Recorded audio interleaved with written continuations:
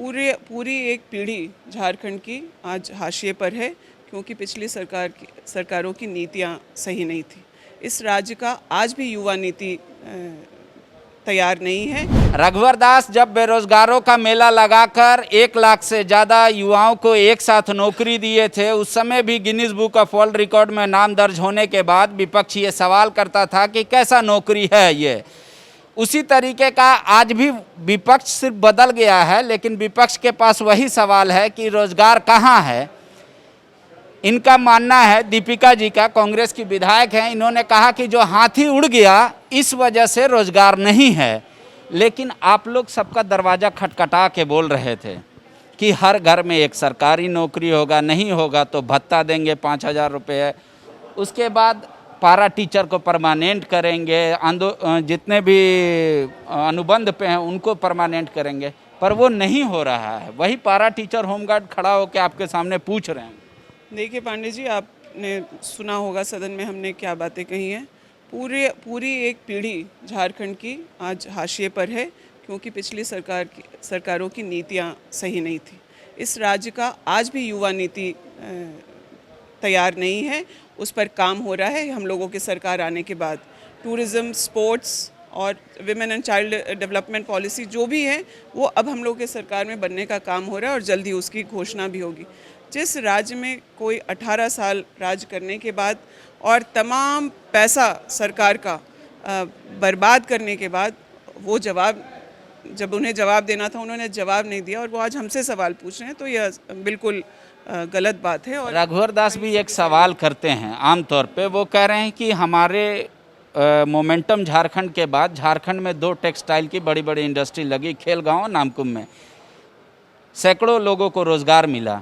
आपकी सरकार आते ही हमारा टेक्सटाइल पॉलिसी को वापस ले लिया, जिसके चलते वो बंद हो गया। जो रघुवर दास जी आज सवाल कर रहे हैं कि 2 इंडस्ट्री लगाए, उन्हें ये जवाब देना चाहिए कि मोमेंटम झारखंड के वक्त जो तमाम देश विदेश से लोगों को बुला करके सरकारी पैसे की बर्बादी करके उन्हें अनाप शनाप सुविधा और तमाम वादे दिखा करके आदिवासियों की ज़मीन देने की बात करके यहाँ के जो युवा हैं, यहाँ के जो महिलाएं हैं, उनके श्रम को कम दर पे दे करके जो सब्ज़ बाग इतने इंडस्ट्रीज़ को दिखाए थे, उनमें से कितने आज यहाँ पर हैं। ये तो अगर किसी को यहाँ लाए हैं तो अडानी को लेकर आए हैं, वो यहाँ पर प्लांट लगा रहे हैं। और यहाँ की बिजली, वो रघुवर दास जी खुद कहते थे कि वो 22 घंटे बिजली देंगे। वो 22 घंटे बिजली देने की बात छोड़िए, वो सारा बिजली बन करके बांग्लादेश जाएगा। हम लोगों के विरोध प्रदर्शन के बाद एनर्जी पॉलिसी वापस से बदला गया। ठीक है, हेमंत सोरेन खुद गए थे उद्योगपतियों को निमंत्रण देने, उनका होटल ताज में उन लोगों ने स्वागत किया। वो कह रहे कि आप आइए, हम बेहतर माहौल देंगे, सारी सुविधाएं देंगे। रघुवर दास भी वही सारी बातें करते थे, वो खेलगांव में किए। अंतर ये है कि एक कम खर्च, एक ज़्यादा खर्च में। लेकिन सरकार क्यों नहीं सदन में बता रही है कि पिछली सरकार ने मोमेंटम झारखंड के नाम पे इतने खर्च किया, इतना पैसा आया, इतना पैसा नहीं आया, इतना उद्योग लगा, इतना रोजगार नहीं लगा। ये तो सरकार को रखना चाहिए। जैसे आप लोगों ने मोमेंटम झारखंड पे हाई कोर्ट ने सवाल उठाया है। आपको मालूम है कि उस पर जो है कोर्ट ने टिप्पणी की है और वो जांच का विषय है। अभी पूरा पिछला साल हम लोग कोरोना की लड़ाई और झारखंड के मज़दूरों को और यहाँ के लोगों को, सबसे गरीब प्रदेशों में झारखंड का नाम आता है और हम लोग आज झारखंड के 21वें साल में खड़े हैं। तो जो लोग 18 साल से झारखंड को इस गरीबी में रखने का काम किए, उनको जवाब देना चाहिए। 2024 में जब हमारा सरकार 5वां साल पूरा कर रहा होगा तो हम लोगों ने मैनिफेस्टो में क्या लिखा है और क्या किया है, तब उसका आकलन होना चाहिए। तो क्यों मंत्री कहते हैं सदन में मैनिफेस्टो सदन में ना रखा गया था, इसलिए विपक्ष के लोग मैनिफेस्टो की बात नहीं करे? मैनिफेस्टो जहां पर रखा गया था क्योंकि यह सही समय नहीं है मैनिफेस्टो रखने का।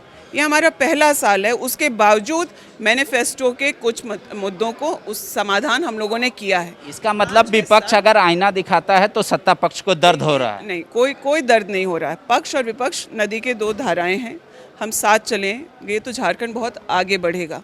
और मैं खुद व्यक्तिगत तौर पर एक लोकतंत्र में विश्वास करती हूँ। विपक्ष एक बहुत सकारात्मक भूमिका निभा सकती है।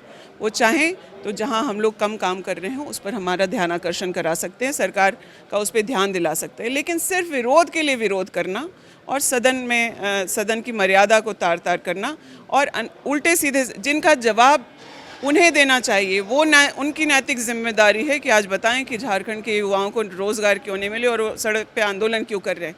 इनका निदान हमारी सरकार करेगी और आने वाले समय में आपको मैनिफेस्टो की भी तमाम बातें पूरी होती हुई दिखेंगी। ठीक है, दीपिका जी के अनुसार सरकार को और वक्त दिया जाए, सरकार अपना मैनिफेस्टो में किया गया हर वादा धीरे धीरे पूरा करेगी। जहाँ तक रहा विपक्ष के सवाल का जवाब, तो वो कह रही है कि 18 साल का हिसाब लेकर आइए, फिर बैठ के बात कर लिया जाएगा कि युवाओं के साथ ठगने का काम किसने किया, उनकी सरकार या वर्तमान की सरकार। TheFollowUp.in. Like, share and subscribe. www.thefollowup.in